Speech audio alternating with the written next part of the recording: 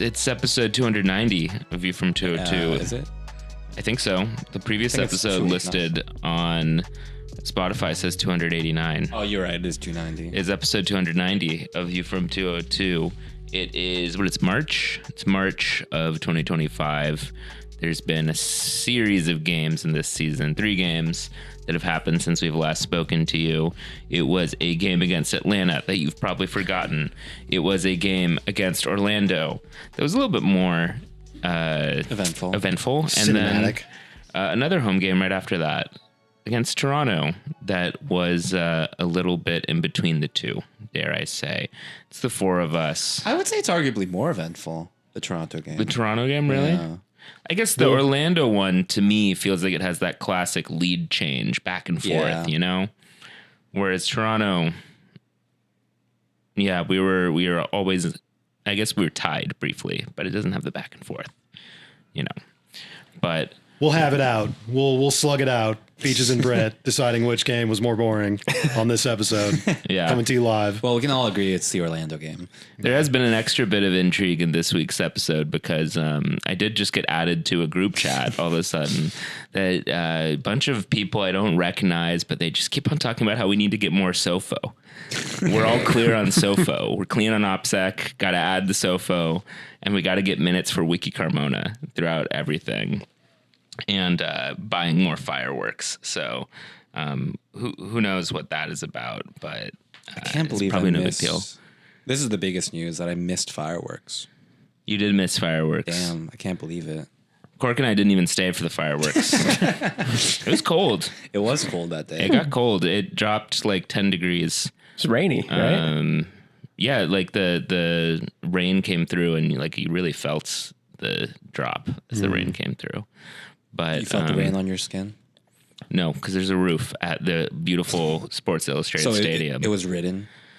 Yeah, this was my first experience at Sports Illustrated Stadium, I have to say, and I guess I might as well lead the episode off by eating some crow because I spread some hasty, I guess not misinformation because it was correct at the time, but you know, Sports Illustrated Stadium has gone and added frames to all of their posters around the stadium. Somebody ran through Target, and spruced the place up. You know, I will say they could be cheaper. Well, I was gonna say, hey, now I think Red Bull has Michael's budget. You know, they can go to Michael's. Some of the like collages and assemblages actually even look good, but then it's sort of damned if you do, damned if you don't. Because now I'm still looking at it. I'm like, okay, they actually spent a little bit of effort on this, but again, why is it just like random covers about random things? Who knows?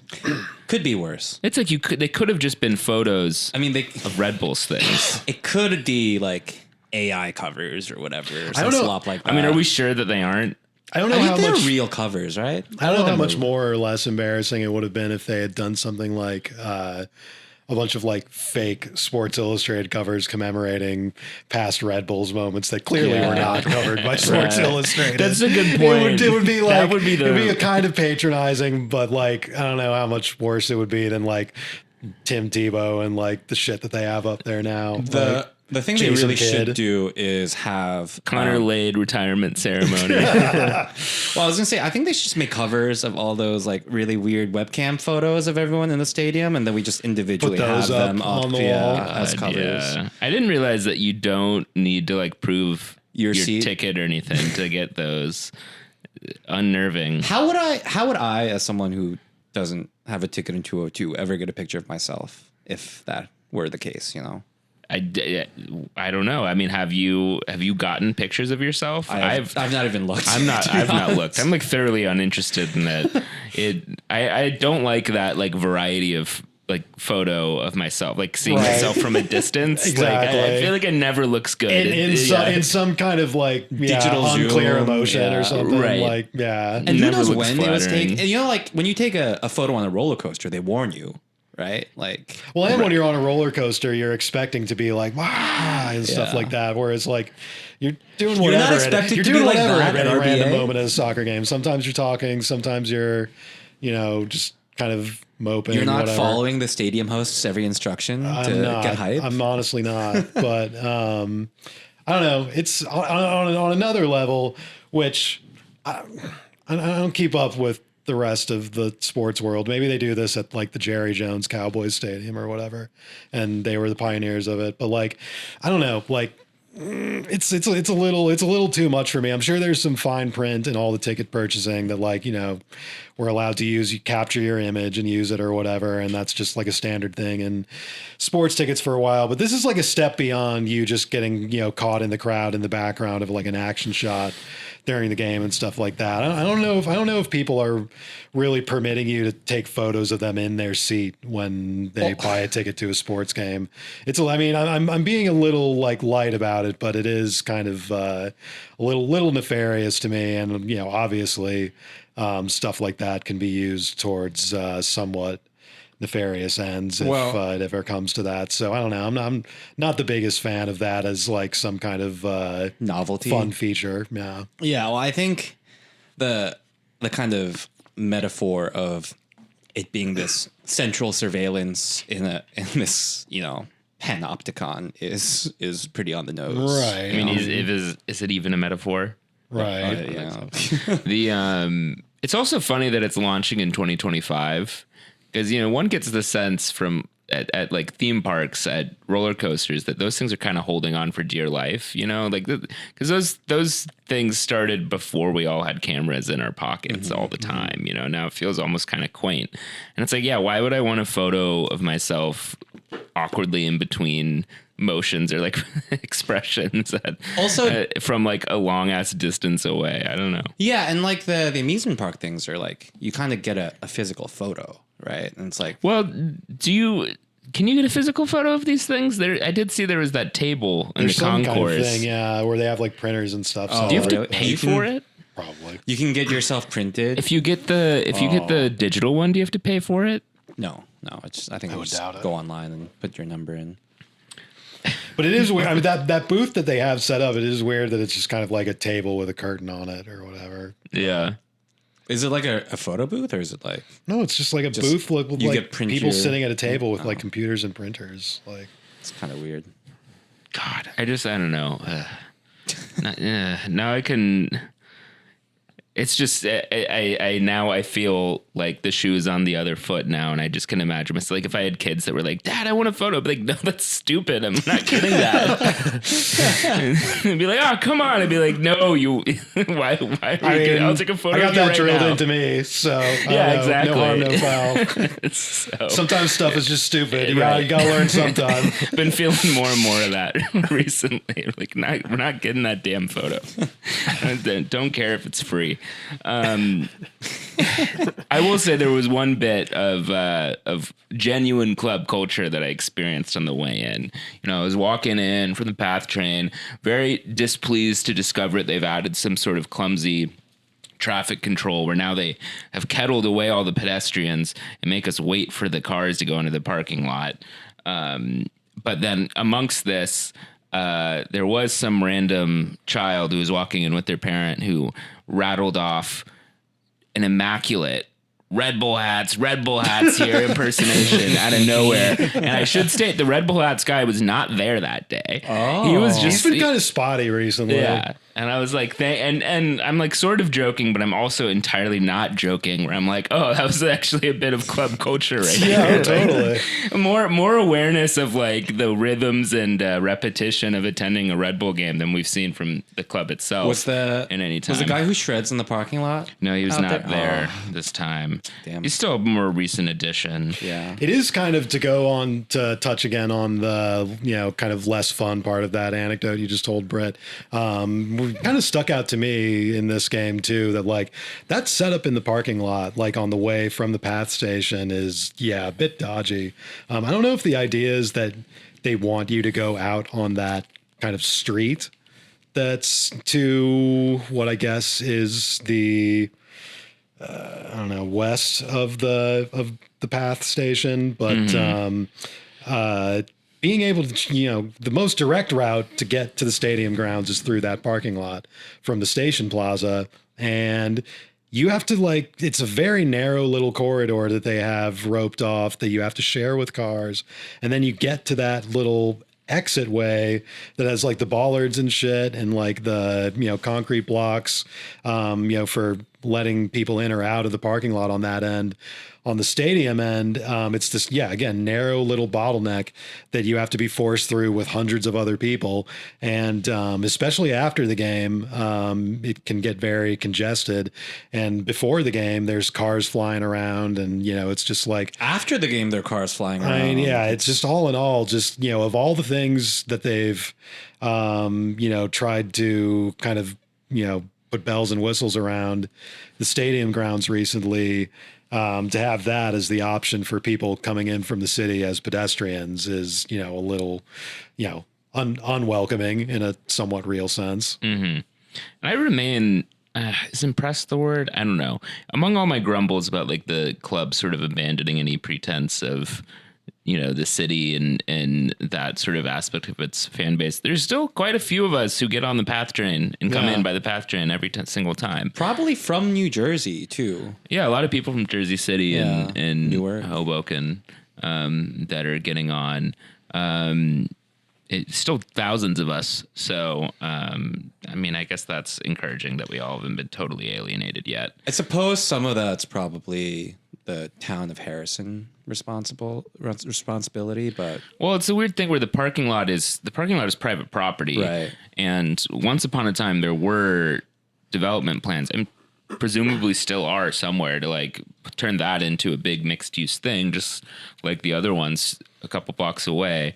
I don't know if it's all owned by the same person or like how the financing worked out, but for some reason, the ones that are furthest away from the station are the ones that got built first. And presumably I would have thought that the stuff right by the station would have been the most desirable, but I guess they're able to just extract all of those parking fees on that lot in the meantime. But that, it really feels like the key to like making match days better is just waiting for all that stuff to pop up.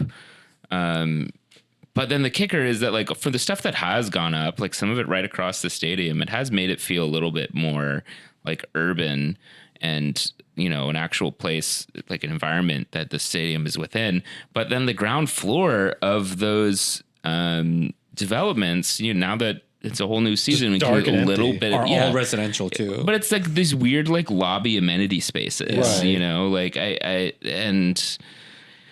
maybe there's not quite enough people living nearby.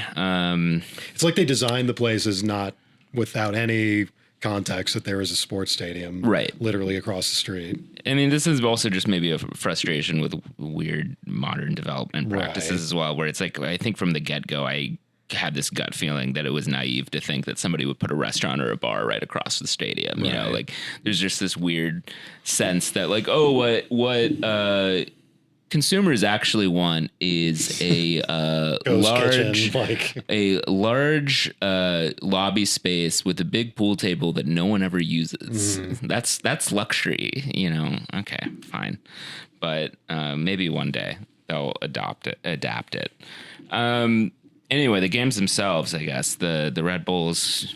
We drew one game and we drew two games. We won one. And we won one game. If you had to guess any place in the table the Red Bulls are right now, just any guess, any number, what would you guess we were? I'll give you a hint. Fourth? It's a common number in Red Bulls history recently in the table. Seventh. The Red Bulls are currently seventh. Always seventh place. Never lose track of that. Always in the Shield standings. No, I think the Eastern Conference. No, this is the Eastern Conference. Wow. Yeah, that's what pops up first when you look at it. We're just mid. How are we so, like, I guess we did draw a bunch, but who's winning in the league right now? I don't know. Miami? Philly, Miami, I'm Charlotte. Like, Charlotte's winning. I'm trying to think through my like system of when I choose to reference the place in the table as the conference standing or the Shield standing. It's a real kind of Mobius strip as far as like, where are we in the Shield how I'm standing? feeling about the club at the time. Look it up. But I will say the only reason I even mentioned it to lead it off was I just thought it was funny that it was. I mean, it's where we are. That's been what the results have been. I mean, I know everybody's glass half full. There seems to be a glass half full kind of energy around the club these days, which is bizarre since we're in 7th every year, as you said. But these have like not really been, convincing results, I would say. I mean, we'll get into the nitty gritty, but I mean, when your best result of the last few weeks is 2-1 over a pretty awful Toronto team that's been awful for a few years. I don't know how much that's much to hang your hat on. So. We're in 12th place overall. Okay.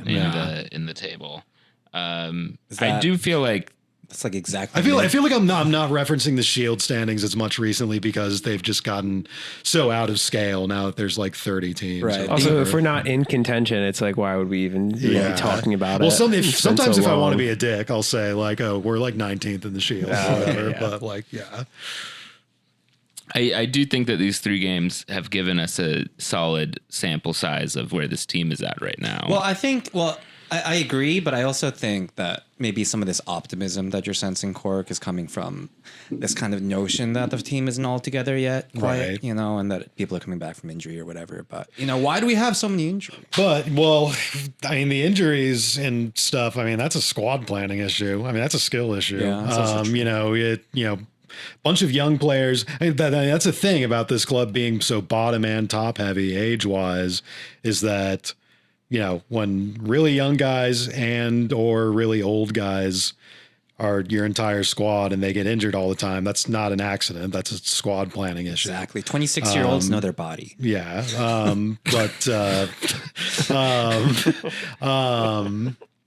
Before or after, forget it.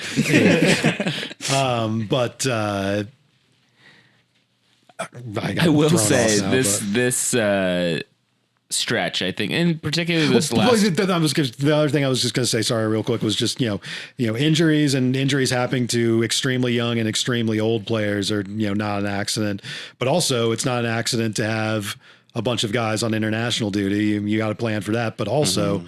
The rest of the league, I mean, it was kind of a discourse over the last week that pretty much all of MLS, it was something like, 40% or something of the league's starting rosters over the last few weeks were out on internationals over the last week. And every other team is dealing with international absences too. So, I don't know how much of that is an excuse either, but, again, I do agree with, in a vacuum, what you're saying, Peach, is that, yes, I don't think the team is complete yet, or I don't think the team has been fully gelled yet, but that's also, again, team never really got fully gelled last year because there were injuries all the time. Team never really got fully gelled in 2023 because there was still so much, change and instability. I mean, at some point you need the leadership to kind of, let things ride out and set some standards and, actually put a good squad together, and that hasn't happened yet. Do some roster building. Yeah. I mean, I was also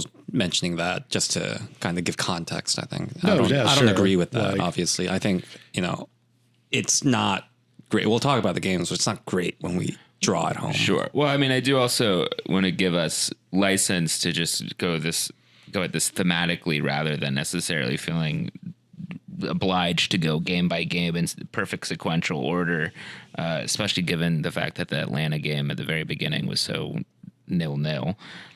I do think that one thing that popped out to me over this period, especially in the most recent game, is that you have a case here where Forsberg, I think this 2-1 win over Toronto is one of the more recent cases that I can point to where I'm like, okay, you could look at this game and be like, Emo Forsberg won the game for the team. Now, the first goal was a penalty that he didn't create, but still I think there's something to looking at the score sheet, seeing he had a brace, he had both of them, he puts away the second goal, and I think Choupo-Moting has been fairly involved here, and I think so far what you see is a month's worth of games where we do have our two sort of bigger players on the field, Forsberg and Choupo on the field. There are, I think, performing as the focal points, but we're still kind of only eking out results, mostly draws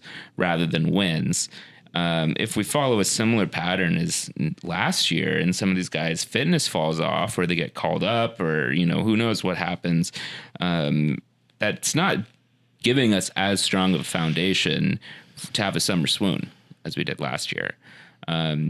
Right. So that the positive is that those guys are sort of delivering already. The negative is that we're not getting the output is not enough. Yeah, it's not enough. And, sort of the mixed news in between is that it's like, maybe we are seeing the potential of this team already. And maybe there isn't that much more that needs to be unlocked. Like maybe we're seeing it. Maybe it's here. To me, it's unclear what the missing potential is here. I kind of feel like we are seeing the team. Yeah. I mean, when you have like, Yengar scoring your equalizer and stuff like that. I mean, I don't know how much of that you'll be able to depend on all year. Right. Like, Well, I think, the main kind of like absence on this team seems to be at center forward, or whoever's pairing up with Eric Maxime Choupo-Moting, in that it feels like he is a link-up player, right? Like he kind of creates chances by either laying off or even having some hold-up play to send people on. He does a lot of back heels and stuff too, I think, because he has some pretty good like vertical vision, but we don't have the runners who can run onto that or beat guys. No, we really not. saw that. We really saw that in the Toronto game when we had Wiki Carmona start up there. I mean, even I mentioned it in the preseason that, even when Morgan was healthy and playing in some of those games, and as part of that kind of like front three with Choupo-Moting as kind of the pivot in the middle, and then Forsberg and Morgan on the side of him. Morgan has a bit of pace to him, but even then I was like, there's just not enough thrust there for that to be a workable, dangerous system. Which is also why I think we're seeing such high wing back usage. Oh yeah, I'm sure that is part of the trade. Right, but that's also, I think in vogue, like I was mentioning, that it's the meta in the Premier League to have these kind of high wing backs. But well, yeah, I mean, kind of like Brit was commenting when we were watching the highlights before recording just now, where, Raheem Edwards keeps finding himself, super high up the field in the box for a lot of these almost poachers chances. And I think that is a good point, Peaches, that the fact that there's the wingers, the front wingers are both kind of lacking in pace and explosiveness and tend to kind of cut in, means that the wingbacks are really having to pick up the slack on which the is why sides. Yengar, I guess he was playing midfield at that point, but not I see him more as a wingback anyway. But, right. Like the type of player that gets to the balls to finish them are going to be the pacey ones. But it's also why the numbers are getting so unbalanced and so stretched, and why we're seeing, the other teams being able to counterattack and break traps somewhat easily, like you saw, pretty, strikingly in the Orlando game. For both of their goals. In the early goals, definitely. There's been a lot of commentary, obviously, that Alexander Hawk is not very quick, but I think a lot of these breakdowns you're seeing happening are, more structural issues, and, wingbacks pulling up that high as part of that. Stroud and Edelman, like we were just hinting at a minute ago, not having as much bite as you would maybe want is a part of that. And, it's just also not being able to spring the offside trap. Yeah. Properly. And I think to bring this all full circle, and back to Brit's point that, it kind of does seem like this team is maxing out its capability already, and there might not be a whole lot more room from here. I think there's room for defensive chemistry to grow, at least in this back three. That's potential. And that also, like, I just don't like Alexander Hawk's positioning at any point in transitional moments. So maybe this old ass dude can get coached into being in kind of more safer positions, but also, like, I think he only works in a back three. If we ever wanted to change systems, I do not see how he would be able to play on the back four. I didn't have as much of a problem with him in the Toronto game. I feel like I noticed, like, there were a couple moments where I could see what he was, like, the idea of what he was trying to do. I think you're right that, like, in a two-man, he'd struggle a lot more pressure on him.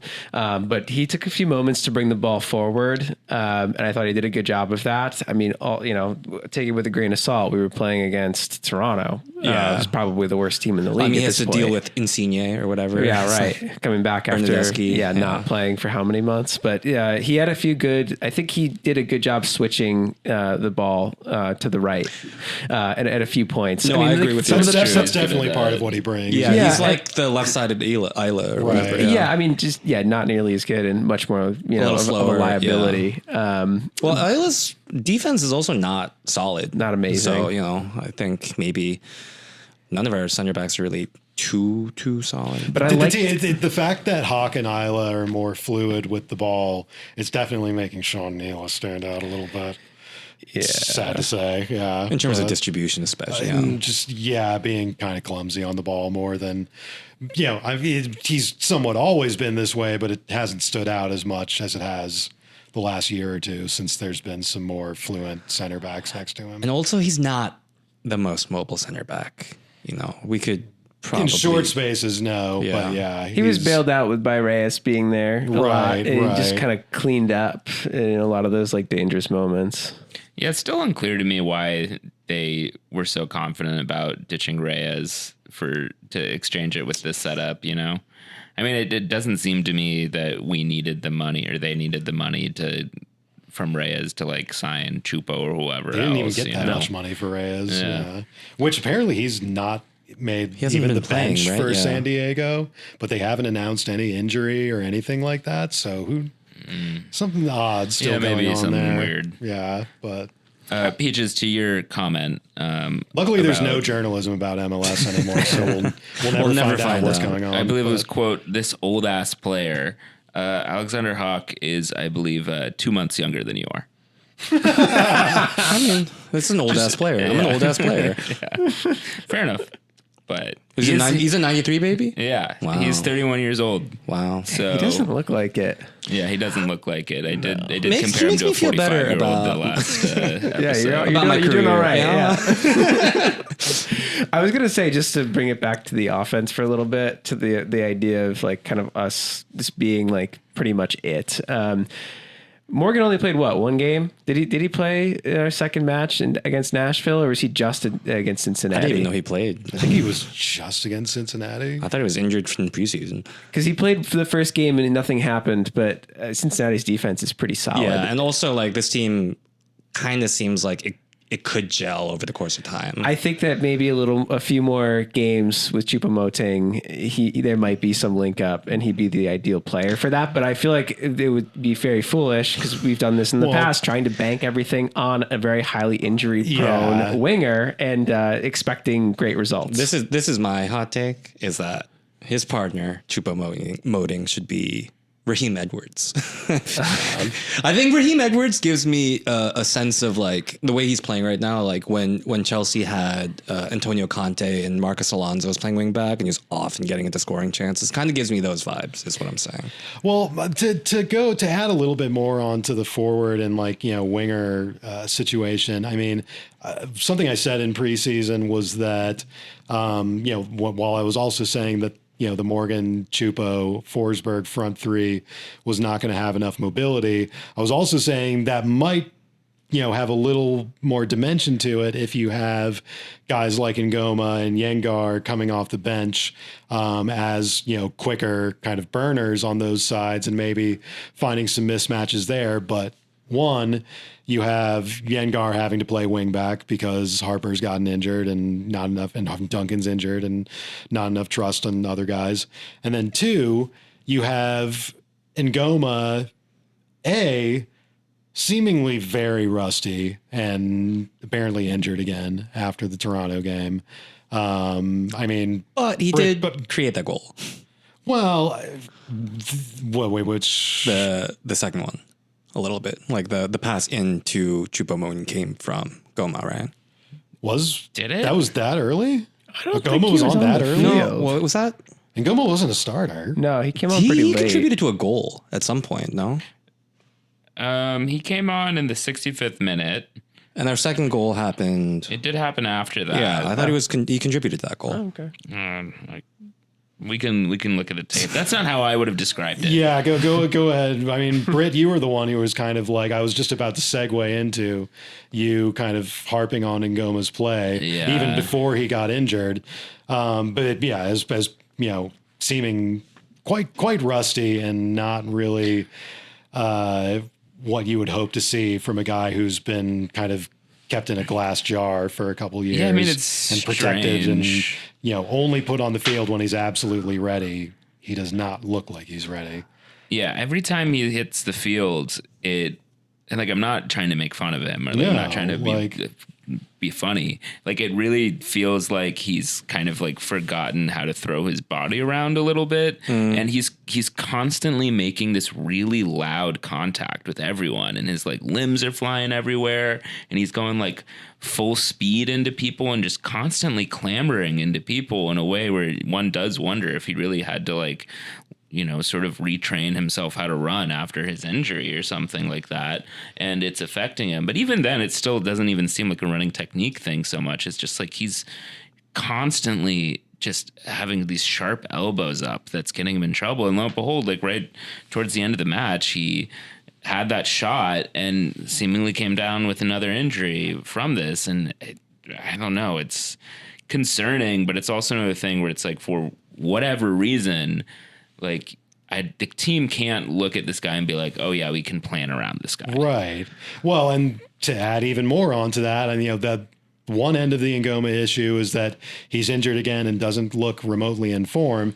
But the other part is that even when Ngoma's healthy, it seems like this guy who's even younger than him and does not look better than him, Julian Hall, is being given starts. I was going to say being put in the front and center of like team brochures and everything. I'm sorry, this guy does not look like much. Yeah, he does not look like a Barcelona player. He doesn't look like an MLS player. Right. Well, I was going to say I'm much more frustrated at Julian Hall than I am at Ngoma. I feel like Ngoma legitimately hasn't played like MLS minutes or whatever in such a long time that like it's okay, maybe a little bit more okay for him to be rusty. But Julian Hall has been playing since last season. He's been training with this team with this coach, and I'm not closing the book on him because he's like 13 years old, but like this guy is not an MLS starter. What are we doing here? Like, and he's not like they're like I'd rather have play Bogash. Yeah. Right. I mean, that's like he was on the bench. Right? Yeah. Well, apparently Hall, put him in. Apparently we're fine with taking Hall out after 45 minutes, which either means he's not fully fit or we're okay with just scrapping the game plan after he sucks. So it's like, why are we even putting him in that position in the first place? The mind races. But when I first saw him, I said he looks like a child playing out there, and he hasn't really exceeded beyond. Like he hasn't really shown the maturity yet. He doesn't even really have a burst of pace that you would expect out of a young kid being propped up as this dynamic prodigal forward. There's just not a lot there. Are they trying to give him minutes to showcase him, to sell him? I mean, that's my subtext. It's kind of backfired. Not only that, but I mean, they're putting him in he's the center of the jersey launch. What is he, 16 now? 17? He's played like 10 games. It's like, what is he 17? What is the idea behind what this team is supposed to be and who and what is important about this team? And it bears repeating for all clubs in the league too. They could use the reminder that it's no longer that unique for a 16-year-old to debut. Like every team has done it. I feel like when I was 16, Jack McInerney was debuting at 16. 16 or 18. I mean, both. There's both that end of it that it's not a very novel thing anymore for a teenager to be playing games, especially when they're good enough, which Hall is not even. But then also, it seems like there's been a bit of a race to the literal bottom where teams, I think Salt Lake every few months now is announcing we just signed a 4th grader to a Real Monarchs contract. It's like, what?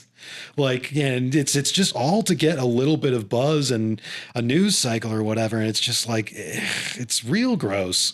Honestly, it's not good for the sport. And it's happening overseas too now where, just every, 15-year-old who plays 10 minutes with a team is bought for $3 million. And it's all a giant speculation casino and it's all real gross for the sport. But I digress. To be fair to RSL, the LDS did pass a law making child labor mandatory, so they have their quotas to hit. They're on the cutting edge of sports. Yeah, they decided it's better to have child labor on the field than having them screw up the sales in the front office. So you got to make do some way. But yeah, I don't know. And then on the other end, well, somewhere else on the age spectrum, not on the other end of the age spectrum, you have Wiki Carmona, who's still a little bit somewhere. Further. Yeah. Who was, I looked it up during the game. I think he's 20. He just turned 21. 21. Yeah. Again. Okay. Well, I thought he was 22. Or maybe just turned so 22. That's still, it's like when cross watching all three of these games, Atlanta, Orlando, and Toronto, like just seeing a sub on like Wiki and Serge, two players with very different predicaments right now. Serge having his sort of weird post rehab sort of struggles, and Wiki just kind of being the sort of strange player he is. It just made me feel like this is a team whose concept is maxed out, or like indeed, what is the concept between having these guys? Having Wiki Carmona as like a bench player, sure, it's like a little weird that he's been in that role since 16 and has like always sort of been this weird jack of all trades guy on the squad. Like that's fine as like a complimentary piece, but as like our main other alternative tool to like try to win a game with him and Serge and Goma, I'm like, man, I don't know. You didn't love the Christian Cáceres Jr. era of honestly, like Cáceres looked like Cáceres was a better player. Yeah, than yeah. he is. Like I think Cáceres is like the third best player on the team if you put him on this team right now. Yeah, well, not counting Cornell. Yeah, I mean, to your point that you kind of brought up a minute ago, Brit. These are not good enough second tier players to compete in MLS these days, and to kind of what you were saying a minute ago. That was very much cited by like Schneider and like, team press and stuff like that in the off season, where it was just like, the idea was like, oh, what do you expect from the team next year? What are your plans for the roster? And it's like, oh, well, we're going to have Serge and Goma coming back. We're going to have Julian Hall moving up. And it's just like, okay, if you're actually, putting that forward as your talking point for how good the squad is, they have to be so much better than they've been the first few weeks of this season. And, again, to repeat and reiterate what, kind of Brit is going at here, where, it feels like, this, whatever this squad is, it is reaching the height of its potential, and the height of its potential is seventh, sixth. None of these guys, place. None of these guys are Tyler Adams. None of these guys are even, I think, Derek Etienne Jr., Well, and I mean, I guess since, like we said at the outset that we're maybe not going to go linearly through each of these games one by one, just broadly speaking, something that came up, in our meeting before the episode talking out the games was how, Stroud and Edelman, this was sticking out most to me in the Atlanta game, which of course was a 0-0 draw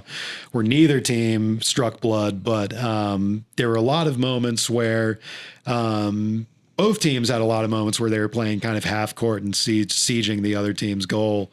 But whenever that was happening for the Red Bulls, there were a lot of chances that, intuitively were falling for the central midfielders on the edge of the box, and Stroud and Edelman, just not enough quality on that end to really make anything out of those chances. And that's kind of one of those margins that's a difference between, kind of a competent team like the Red Bulls are right now and an actually good team that competes, is you have that extra quality in central midfield. I mean, we saw Carballo scoring that goal in the playoffs last year, which apparently he's third string now behind, we can officially say a month into the season that Carballo is considered third string behind Edelman and Stroud, which, I just mentioned the offensive end where they're not really providing enough.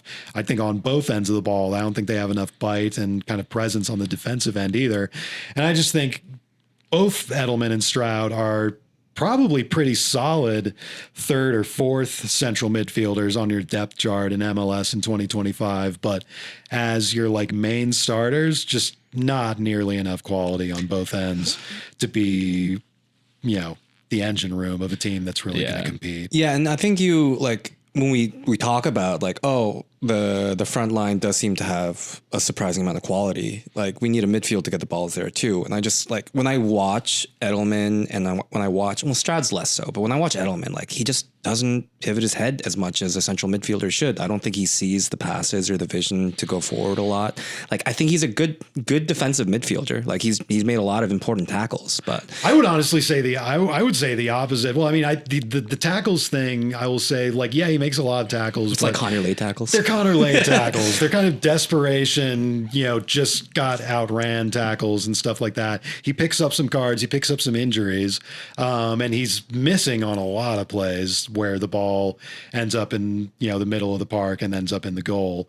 And then on the other end of the field, I think Edelman, when the whole team is functioning and when the forwards are getting loose, Edelman is good as kind of that deep six who's kind of like a metronome and sort of plays, obvious, crisp kind of switch balls and entry balls upfield. Left and right. Yeah. But as far as being like, he seems like they're tasking him with being like a number 8 and going box to box and showing up, in the offense too, where he just doesn't have, he had one goal either last year or 2023 where he had kind of a nifty kind of little dribble and waltz through the box where he ended up putting it away.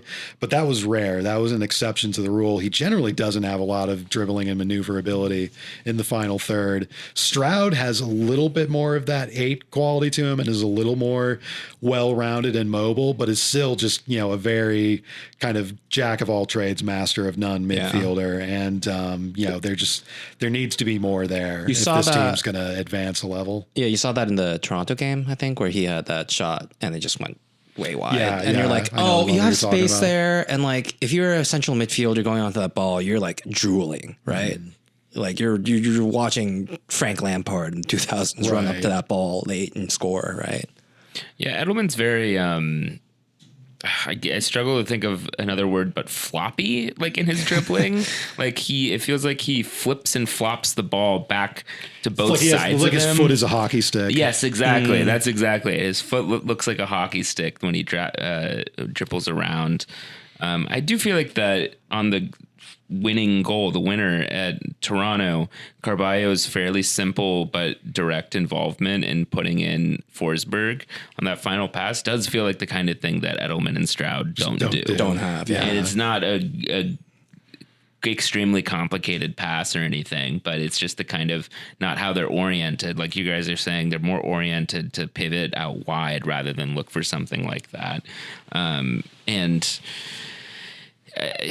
One wonders how it's going to work, because right now it feels like the main pattern of the team, right, is that they can get the ball to Forsberg and Chupo somewhat effectively, but then Forsberg then has to spend so much time and energy doing his own maneuvering out of pressure in the final third to then pick up his head and then look around for other support around him. And I don't even think it's necessarily him not knowing where people are. I think Forsberg does kind of know where people are, but right now we're just forcing him to kind of do this like hold up play in his own way. And then Chupo also has his like flick ons and hold up play and waiting for everyone else to get around him. And there's no penetration, like we were saying earlier.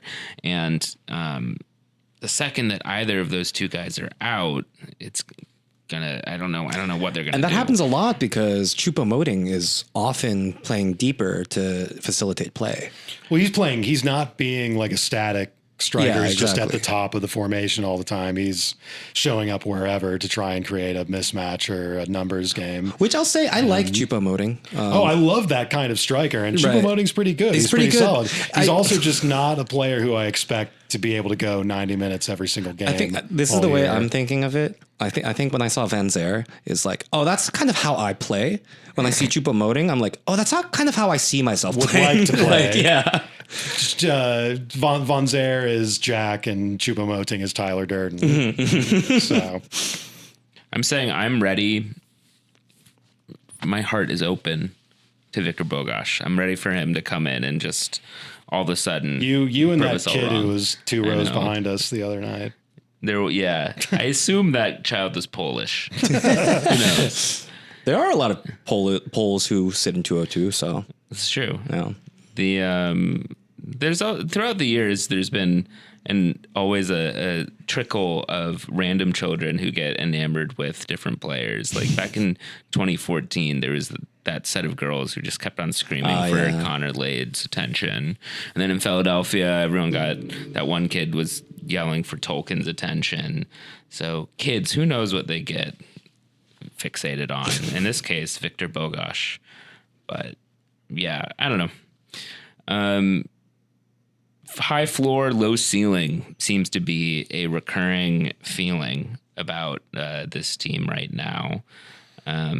Maybe they'll sign Mohamed Salah like Nigel B. Golfin said. You know those Nigels.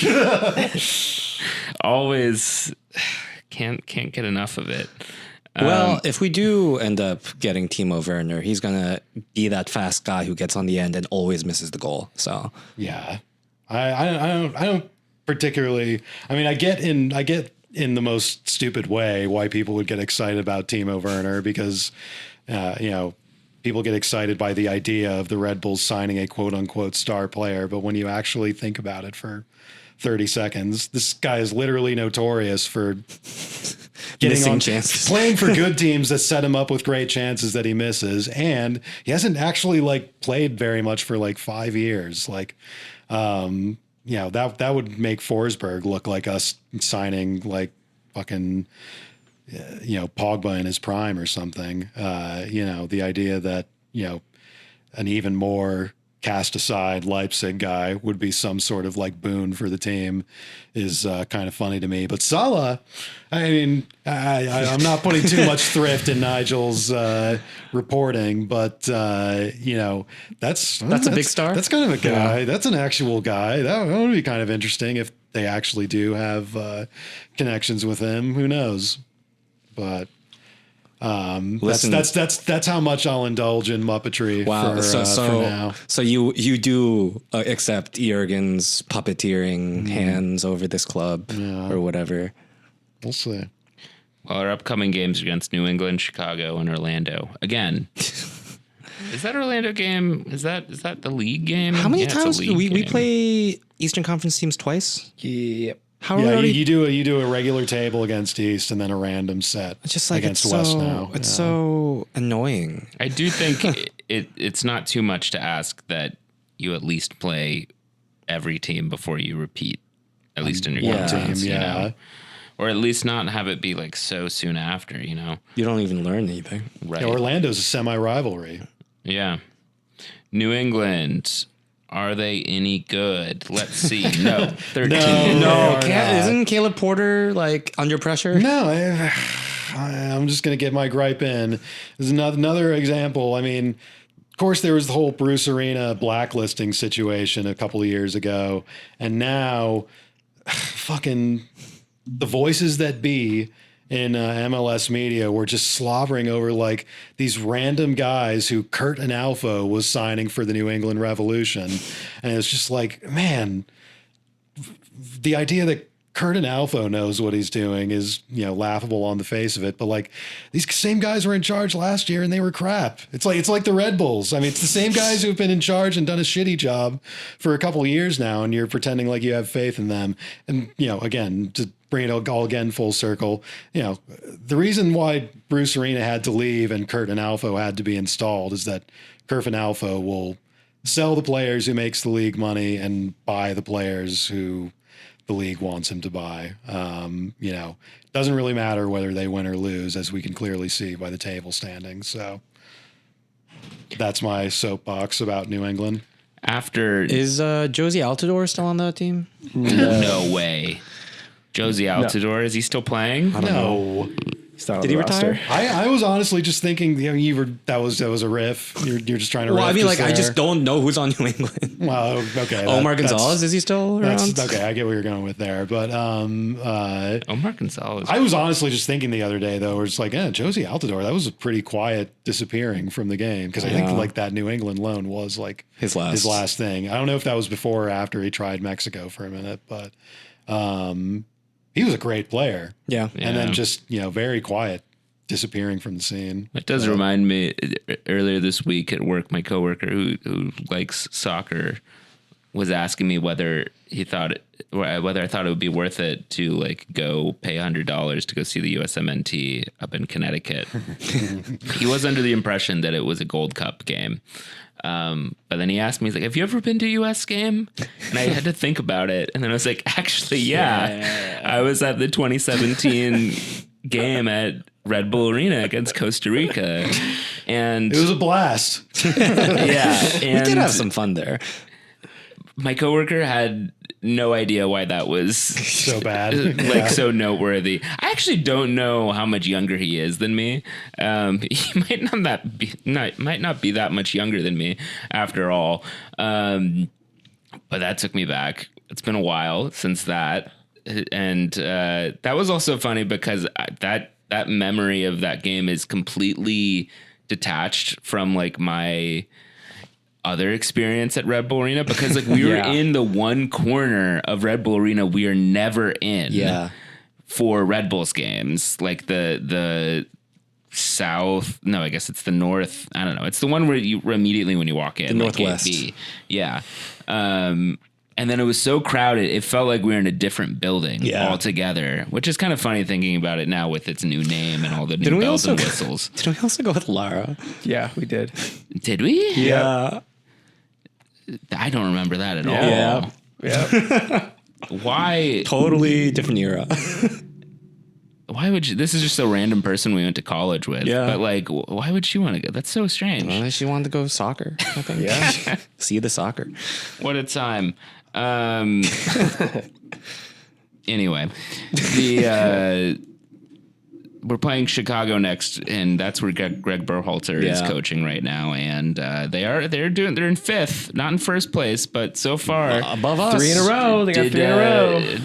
Did Cork call it? Did he call a shot? They got 3 We're getting there. I should have gotten quiet. I should have gotten on FanDuel or whatever. I don't know where the best places. I don't know where the best places to psychotically bet on MLS games are, but I should have put in a bet on. View from 202 brought to you by Caesar Sportsbook. Yeah, I should have put a $5 on Greg's Fire because I don't know. Looks like they're kind of starting to flow a bit. You know, Chicago should be good. Yeah, I think that's kind of the whole idea behind them getting lined up with Berhalter. I mean, they've lined up Chicago. I mean, they put Nelson Rodriguez in charge there for a while from the league office. He ended up doing an austerity program after surveying the situation. But initially, the idea was that like he was sent out there to like make Chicago a big deal again. I think the league would like Chicago to be a big deal again. But looks like they might finally have the formula with Greg. I would have predicted it, and I did predict it. Hopefully it keeps going. Yeah, I was going to come. There's that. And I just, since we are going through kind of like, a little bit of like bulletin of news around the league and stuff like that, and I just kind of ties into Red Bulls from the last few weeks too. I kind of popped off online a little bit. Montreal fired their coach, this Courtois, was it? Or whatever? Courtois. Some random French guy. It doesn't matter. But he wasn't even Quebecois. Yeah, exactly.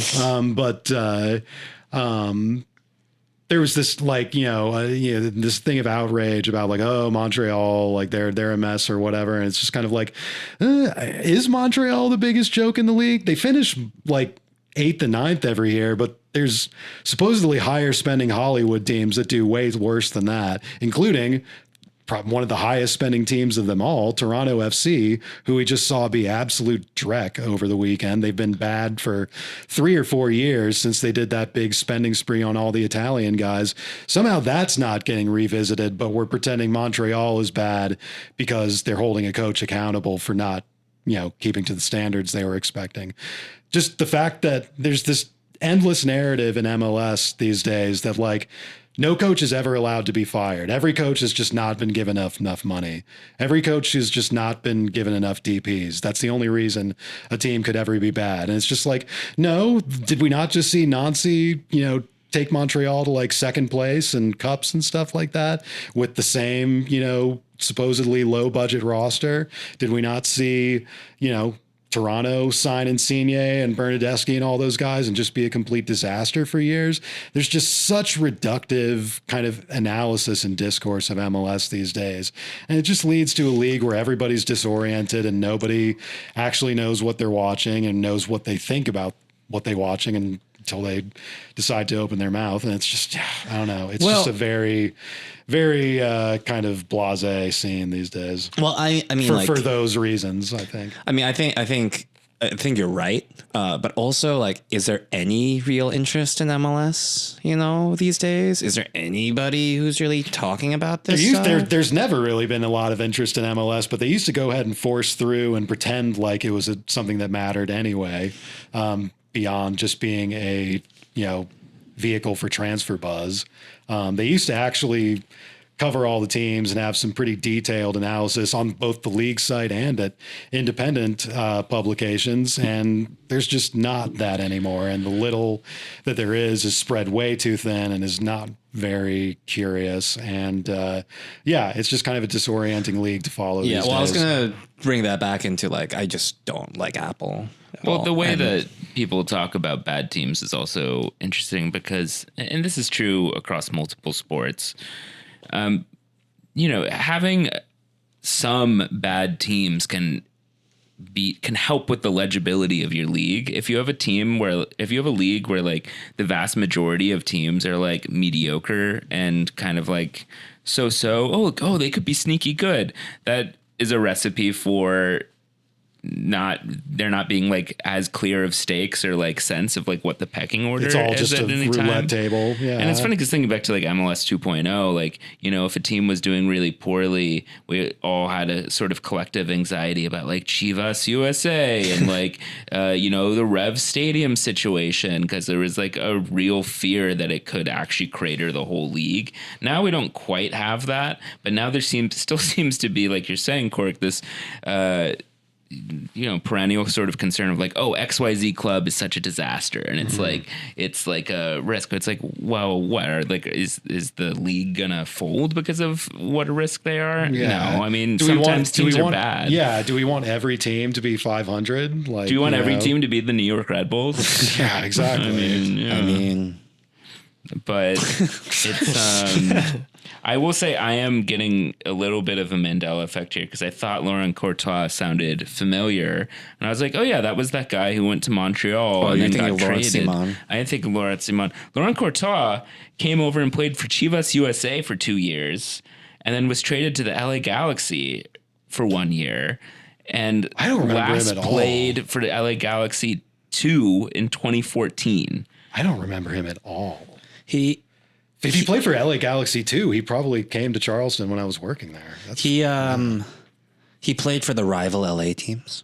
And then, that reminds me, when I first was hearing about him last year, I confused him. I think his name was Ulafroy. He was the Montreal reserve team manager when I was working in USL, and he got ejected both times he came to Charleston. And he was also like a kind of a bald, short guy. So I was thinking this was the same guy, and I was like, damn, like that dude's been a fucking survivor, but apparently not. No. Apparently they have a just conveyor belt of those kind of bald French guys to go coach in Montreal. Maybe Lawrence Simon is next. Put on an accent and you can see if you can just get a good I'll gig. give it a shot. Yeah. That might be spicier than my plan to go play for American Samoa. Remember when Montreal was the Italian team? Right. Yeah. Well, that was the thing. That's another end of the Montreal discourse, is that they started off their MLS history as like, Joey Saputo doing his, Serie A fantasy camp or whatever, and signing like Nesta and signing like DiVio and these guys. And they were fucking trash. I mean, now, they're not obviously not like winning the league every year, but they're certainly not the worst performing club in the league year in, year out. But the main problem is not their record, it's that they don't spend enough. Yeah, and which also is the only like, thing that matters in MLS. when you now. think about Toronto, that all happened because they found Sebastian Giovinco, who wasn't like a bench warmer on Juventus. He wasn't like a main star. They had a good team for a long time, and then they just let it go to complete shit. I mean, but like the talent identification was much more thoughtful at the time. Like, in general, like you're not well, just. yeah, I get what you're saying. Yeah, like as contrasting Giovinco with to Insigne the fading or stars who they Bernadeschi, signed this time. Yeah. Yeah. Well, we'll see, I guess. I'm struggling to come up with a concluding point here game for does the not It's answer probably pretty questions. bad that my analysis for the next week is that I'm like a Chicago Fire booster now, and then I'm just like, oh, let's go, Greg. Well, Come on, Greg, do it to him. We do have New England first, so Okay, yeah, okay. I I'm guess gonna we'll see. be pretty up for that. I'm gonna be pretty up for. I'm kind of on the nostalgia thing right now because when you mentioned Jack McInerney and now we're talking about the Fire, I just got reminded of Mike McGee's day off. Ooh. That was probably the last piece of MLS media that like I straightforwardly enjoyed and like Yeah. was like, this is great. I Yeah. love it. I agree. It's just like, oh, this was the end of the good times. It's too bad he's like a barstool whiskey guy now. Oh,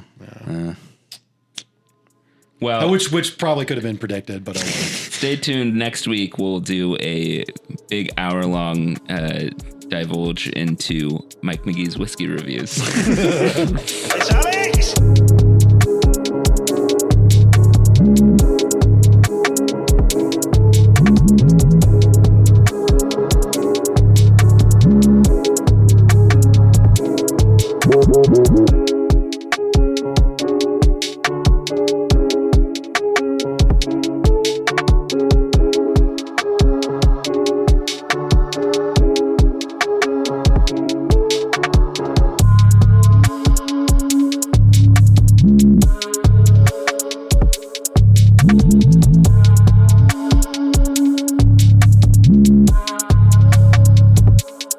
Boom, boom, boom, boom.